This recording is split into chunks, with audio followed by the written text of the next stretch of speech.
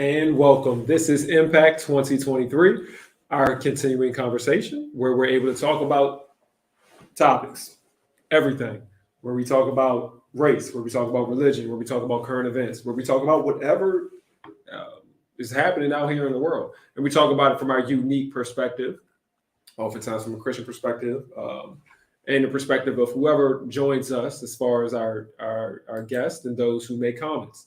And as always, that is a reminder that we love you to type your questions into the comments section or your comments into the comments section. This is a continuing conversation. And so, as always, we encourage you to put out the statements and how you feel so that the conversation can continue and we can get representation from more than just hearing words from myself. And so, as always, please feel free to type your comments and your questions into the comment and question section, and they will be addressed. Uh, as I say all the time, we like to just hop right into it. Unfortunately, and I say this unfortunately, the topic today is a topic that we've talked about and talked about and talked about. Unfortunately, it's still here and it's going to continue to be a problem. For those of you who may have heard, Florida, again, there was there's a movie of a civil rights hero, and just a movie that was made by Disney. And in this movie, what it depicts is a young girl who is 6 years old, who is integrating schools. So, and they're showing her process as she goes and she integrates the schools. They're showing that she had to endure at 6 years old racial tension, words, slurs, stares, all of that. She had to be led into the school by security, by the sheriffs. And so this is a movie that shows real life. And so it's the movie of, and if you want to look at it, it's a Disney movie of Ruby Bridges, and it shows her integrating schools. Now, why is this a story? Because of course it's Florida. Florida who put in some legislation to give parents rights when it comes to education, as that's the claim that they said. And what happened was there was a parent who decided that she did not want her child to see this movie. And originally it was just, okay, well, she knew that movie was going to be shown, so she didn't want her child to do it, so her child didn't see the movie. Could have stopped there, but it didn't. Later on, she decides that she wants to file a formal complaint to the school district about the movie, saying that there was language in there because it made reference to the fact that some racial slurs were directed towards this young girl. Now, the young girl is 6. 6 years old usually is the age of either first graders or kindergartners, late kindergartners or first graders. So when you're talking about a 6-year-old, it's shown to second graders. So now you're looking at kids who are about 8 years old, 7 and 8 year olds, mostly. So a little older. So when the lady decided to put the complaint in with the district, their reaction was, we're going to pull the movie from the curriculum because of the complaint, and then we'll review it. Now that's a tactic. I don't want you to get confused there, because what many people will say, that is the tactic. And the tactic is, let's just put it under review indefinitely, which basically means we took it off, we banned it. And so now the people in Florida, the kids in Florida who are in second grade, who would hear or see this historically accurate movie, it was done in 1998. about Ruby Bridges and what she went through as a 6-year-old integrating the schools and having a history lesson, an accurate history lesson. Instead of being able to see this, it's been taken off because somehow it was deemed controversial, offensive because of one parent. Let's be very clear. One parent made a uproar, and that was gone. A couple of organizations, Black organizations, have made some complaints and said that this is incorrect. A couple of lawmakers have made some complaints and said that this isn't fair. More so in the process of how are you going to pull something because of one parent, and how are you going to say something is under review and have no timetable for what the review process is? How are you just going to remove an item from schools and just say, well, we're going to look at it? And specifically, how are you going to decide that an item that is of historical accuracy is inappropriate for kids? And one such person said, and I'll sum up what he said, basically is, so a 6-year-old can go through the racial insults. The 6-year-old can go through these moments in history, but a 6-year-old who's in school can't learn about it. And what was more pressing, and what the gentleman then went ahead and said is, what happens is when you have people who are marginalized, people who may feel attacked or feel in a vulnerable moment, when they're able to see other people in those moments or see how other people were able to persevere and go through, it makes them feel less marginalized. And so if you are a person of color or a person of a diverse background who may be getting, or somebody who, different body style, whatever you have going on, your kid who's getting picked on for whatever reason, and you can see someone such as Ruby Bridges, you see a 6-year-old who was able to persevere and go through and be celebrated. Sometimes it makes you feel a little different as an individual yourself. So you see your journey and you see, all right, if she can go through this and I can see how she handled it, maybe my situation isn't as bad, so I should be able to overcome what I'm overcoming as well.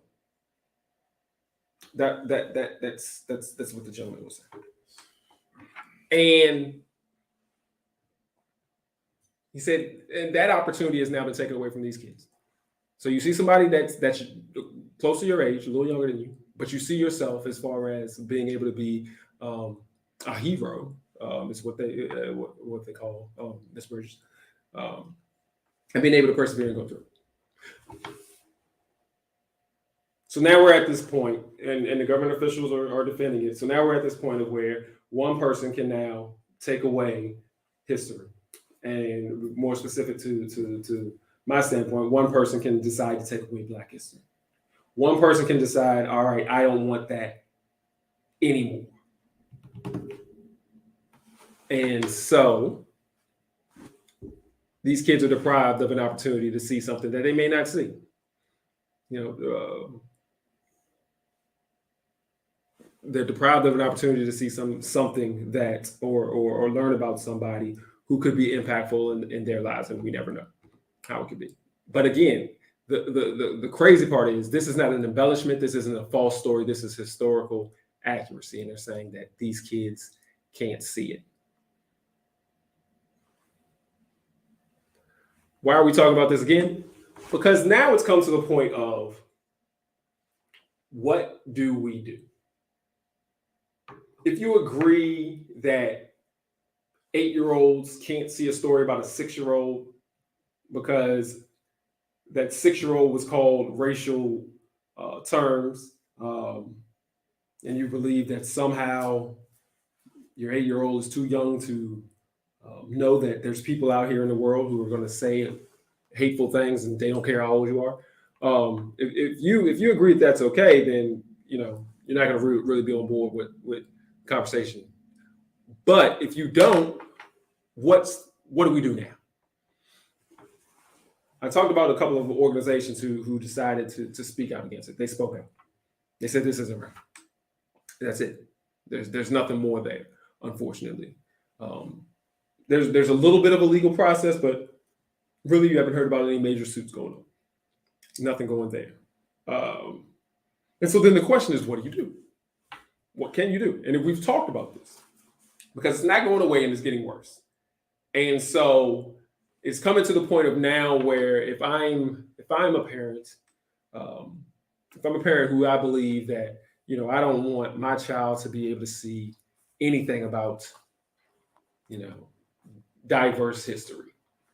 I don't want them to see anything about, making the United States history look less than perfect.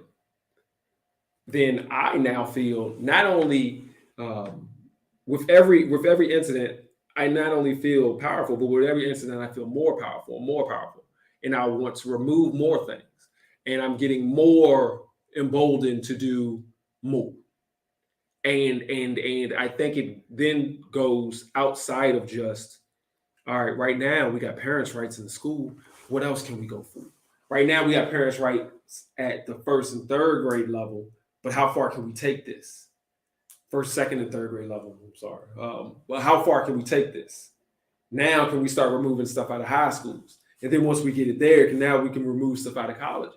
And if you look down in Florida, that's exactly where things are going, where they are now being able to carve out different things. Now, it's not just, we've talked about it. It's not just, it's not Black history. It's not just Black history, or it's not the identity, different things about identities, whether it be sexual identity, whether it be, your family dynamics or whatever. It's not just one thing. It's a lot more. But from my standpoint, from which the one that I'm most passionate about and one that, affects me the most, even though I'm not being in Florida, but the one that affects me the most is seeing Black history being decided that it's inappropriate. And so then what's the reaction? What do we do? And let's be clear, there's people who are doing things, but on a grand scale, there's nothing that has been done. However, there's the opportunity there for our economic power that we need to flex. And, even though I am not an advocate of canceling anything or anybody, I am an advocate of boycotts. I am an advocate of making sure that there is we flex whatever power we have. And so I believe that the next step now is that Florida should be somewhat of a no-go. And it's allow the people of Florida and allow the citizens of Florida to understand that there is a responsibility there when it comes to who's going to be your leadership and who's going to be your leaders, and what they do affects you. And so you can't sit back and be like, well, I didn't vote for this guy. You can't sit back there and say, well, I didn't sign on for this, or I don't support this. There's still some consequences to pay, I believe, for that. And I think that's where it starts from organizations. And I think that's where it starts from I'll say from the church as well, is that I think that needs to be communicated. I think we need to tell one another, and we need to make it known that we're not going to allow this. We're not going to continually be disrespected. Whether or not you agree or disagree about the fact that, how much African-American history should be taught, or, what can be put into the classrooms, or what should be what's the responsibility of just teachers of different backgrounds and different races to teach African-American history, regardless of how you feel about that. I think there's a portion of it where it comes to, we can't allow people to just disrespect our culture and us like that. If you go, this is a blatant disrespect, like, nope, we're not gonna do that. Nope, this has no educational value, telling us that our story has no educational value and things like that. Look, it may not be taught in schools, but you have to come and approach this in a different way. You're not going to sit back here and tell us that our history doesn't matter, or it's not appropriate, or that the things that happen to us isn't something that we should be able to talk about and communicate about. So I believe that as churches, as organizations, as individuals, we need to communicate to one another that we have to have some kind of economic impact to hit Florida. And I know we all got family and friends that live in Florida, and they got nice beaches, and they got Disney World and Universal and blah, blah, blah, blah, blah. But at some point, I think that we have to make that sacrifice and that move to make that stand to say, we're not supporting this, and there has to be consequences to pay. You know, why would we continue to sit back? You sit back and say, well, that's a shame and that's terrible. That's horrible what's happening down there, man. That's a shame. And then you go down there and then you participate, and then you keep it going. One of the things about Florida is that Florida has had an economic boom in the recent years. Time after time, the business news places are talking about how businesses are moving down there, and they're constantly having an influx of people. And Florida used to be that big retirement community. And so what has been said is that it's no longer just a retirement community. It's a place where people go to live and to hang out and have fun. And even since 2020, because of the rise of people being able to work flexibly, people being able to work remotely, that there's even been a larger rise of people moving down into that area. And so what it makes the appearance of is that, hey, we're doing the right things. And many things they probably are. Economically, they probably are. They don't have the state tax that many other states have. And so you're sitting back and you say, oh, well, they're doing some great things. They have good weather, and, maybe they have some good, food. I don't know what they got going on good. But if that keeps and continues to happen, then they're going to feel justified in the racist motivations that they have as well. And so I'm calling on that sacrifice. I know that I personally have sat back and done that. My family wanted to take a trip down there, and I was like, I'm not going down there. And I think others need to make that responsibility, make that as a responsible choice for themselves as well. There's more than one Disney World or more than one Disney park. You can go to California if you want to. I know that's a lot further. You want to ball out, they got one in Europe. And, you want to be a little bit more risque, they got one in China, Hong Kong area. So you can make some moves and make some different choices there. There are beaches all up and down the East Coast, all up and down the South, all up and down the West Coast. There are plenty of other places to go. But I think that's it. We need to have some responsibility to what we're going to accept and what we're not going to accept. And I think it needs to be clear and it needs to be audible. And so you have organizations like the NAACP who says, hey, Florida, no, thank you. But I think the rest of us need to make sure that we make that known and make it known loud and verbally. And I think that it's the responsibility of the churches as well, not on Sunday, but to communicate that across the board to everyone. Like, hey, you know what they're doing to us down in Florida. And that'll be a shot across the bow to let everybody know everywhere else that that's not going to happen. Because right here, even in Virginia, there were some considerations of some things like that. As a matter of fact, there is still some considerations of some things like that. And if they can see the economic impact that we can put on places like Florida, then we would have some ability to kind of stop it in some other places. But that's called sacrifice. Like everybody likes to say, yeah, let's cancel this or cancel that. That's easy when it comes to, well, I'm not going to, yeah, man, I'm not going to watch this TV show that I wasn't watching anyway, or I'm not going to, purchase some music of somebody that you were barely listening to anyway. But when it becomes really serious, when it's something that you want or something that you enjoy, I don't see that same canceling. I don't see that same sacrifice. And that's what I'm looking at. Not canceling, but a sacrifice. And we don't do that. And this is not a black, white issue. This is a people issue because nobody's doing that. Like no one is sacrificing. Everybody feels like, all right, well, this is what I want, so this is what we're gonna do. Florida's doing a terrible thing, but I told the kids I was taking them down to see Mickey, so I have to do it. It's absolutely crazy to me. Comment. Unfortunately, it's difficult to get everyone on the same page. Sometimes it is best to hit oppressors in their pockets by not patronizing the establishment versus established venues that make them economically sound. I think that's 100%. That's right where we're at. We got to make a move, and everyone doesn't have to make the move. I'm gonna make my move, and I let people know. All right, South Carolina, NAACP for the longest time said, don't go to South Carolina.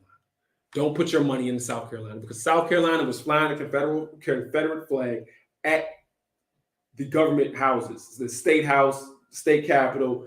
They decided that, all right, we're gonna fly the Confederate flag as if we are a Confederate state. And NAACP was like, nope, don't go down there. We're not supporting it. So members of the NAACP didn't support it. But there's a lot of other people who just, whatever, we'll go to South Carolina. We're going to have our little, family reunion in South Carolina. We're going to go down to, I think it's, Myrtle Beach that's in South Carolina? I think that's the one. Or is that North Carolina? I don't know. Whichever one it is. We're going to go down to South Carolina. We don't care. We're going to do what we want to do. Well, I know that I was very clear that, no, I'm not going to South Carolina. I remember telling my wife, I was like, nope, South Carolina is on the list of a no-go place. And so we're not going. And until they just recently, because I can't think of what, it's not Myrtle Beach, but I don't know, or maybe it is. I don't know. Yeah, I think it is. But I know that there was a resort place and there were numerous opportunities to go down there. But I said no. And not only did I say no, I said no, and I let people know why I said no. And I think sometimes it has to just be that small. So yes, it is difficult to get everybody on the same page, but I think whoever is going to do it, however small it's done, we can let people know. And it sounds bad. But you can mess up a whole lot of stuff by just being that one person that says no. We got a whole group of people and they all decide, yeah, we're going down here and we're going to go do this and we're going to have a good old time. And Nathaniel was like, no, I'm not going. And they're like, man, you're ruining the trip, man. We wanted everybody to go. Well, we need to pick a different place. If you want me to go, then we got to pick a different place. Because I'm not going to go to Florida as long as they have these racist policies in place and as long as they continue to abuse Black history in the classroom, just in the classroom, And so, yes, I think all of us need to take our individual stands. I know that it is frustrating that we don't have the juice that we had in the civil rights movement. We don't have the coordination that we had from years ago. But I think nowadays we have to show, or we have to take that personal stand that we're going to take so that we can get into that one little spot. And I think the effect is still going to be significant.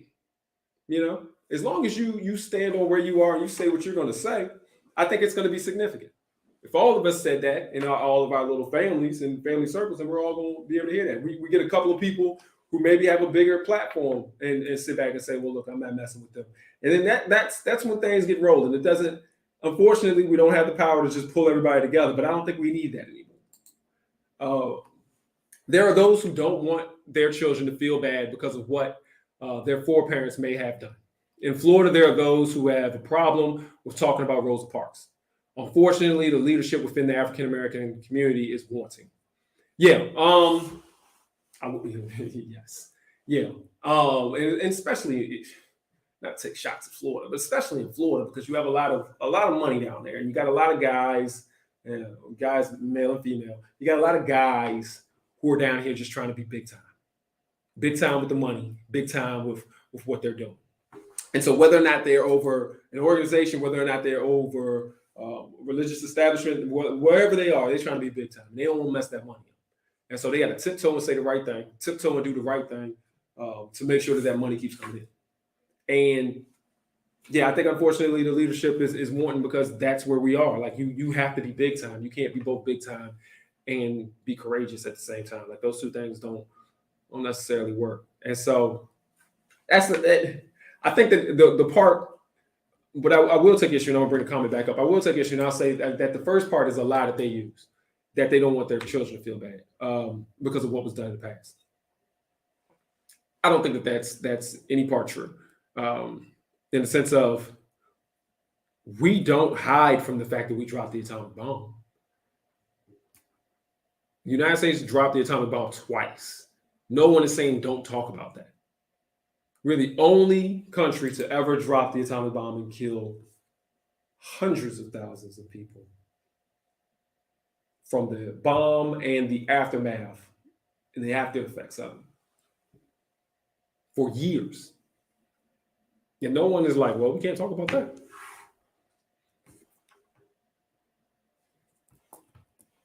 I mean, that if you're gonna feel bad about anything, you should definitely feel bad about that.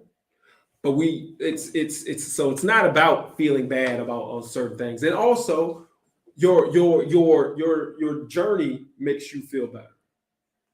So if you have, you have parents, grandparents, forefathers, whatever, who've done some horrible things, but yet you can show how even though those did horrible things, they did horrible things. Now look at who I am and look at who we are, and we've done some other stuff.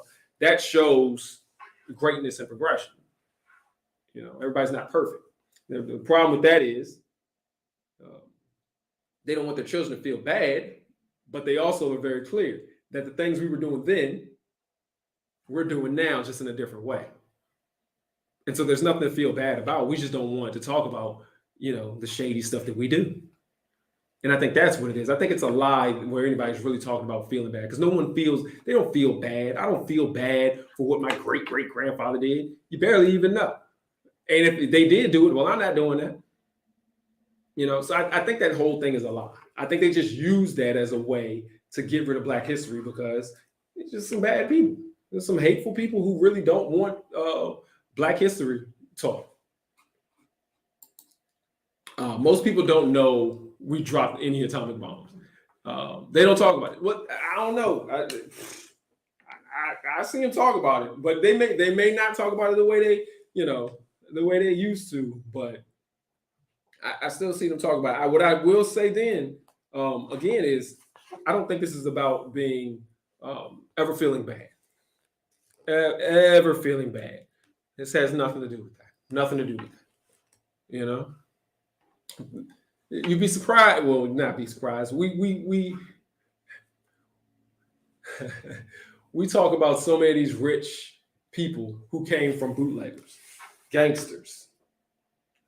We talk about people who sat back there and had huge plantations. We talk about people who were thieves and robbers, and we celebrate who they are right now.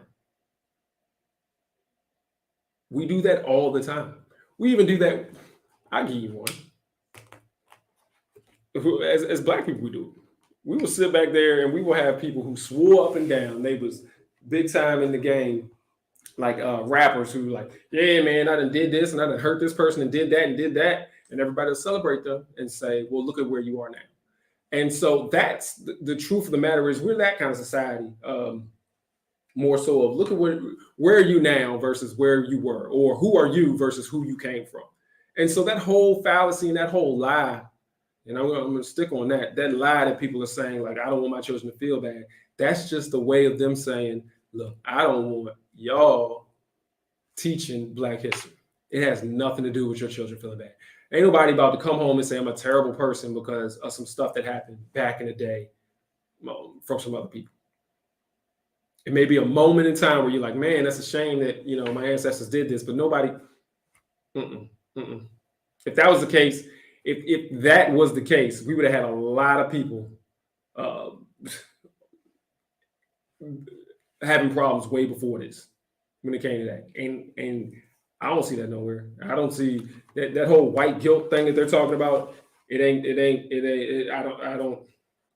don't see that. I don't see that to the point of where it's some significant change going on. And so I don't think that's an issue. I think this is an issue of certain people, white, Black, whatever, who are sitting back saying we don't want Black history being taught for whatever reason that they have. And so again, I say that we need to go ahead and we need to make it known that Florida and that anybody, all of these places who want to try to do these things are a no-go. We need to shut it down. We need to flex a little power, because at the end of the day, talking about it is not going to get it done. And so I know we've talked about this over and over again, but now I'm calling for everybody who watches here, everybody who you talk about and you come into contact with. At some point we got to make a decision of whether or not we're going to do something tangible, physical, and not just talk. And for me and mine, it is Florida's off the list. So that's where we are tonight. We are at our time. I appreciate the comments. Appreciate everybody who came. Again, this is one. We're not going to beat this up again, even though constantly new news is coming in about Florida all the time. I think we've talked about it enough. We know where we're at and decide if we're going to do it or we're not. And I think that right now, we'll see those who decide that they're going to take Florida off that list. All right. As always, thank you for coming. Thursday, 7 o'clock. YouTube, Facebook, Thursday, Sundays, 10 o'clock. YouTube, Facebook, we have worship.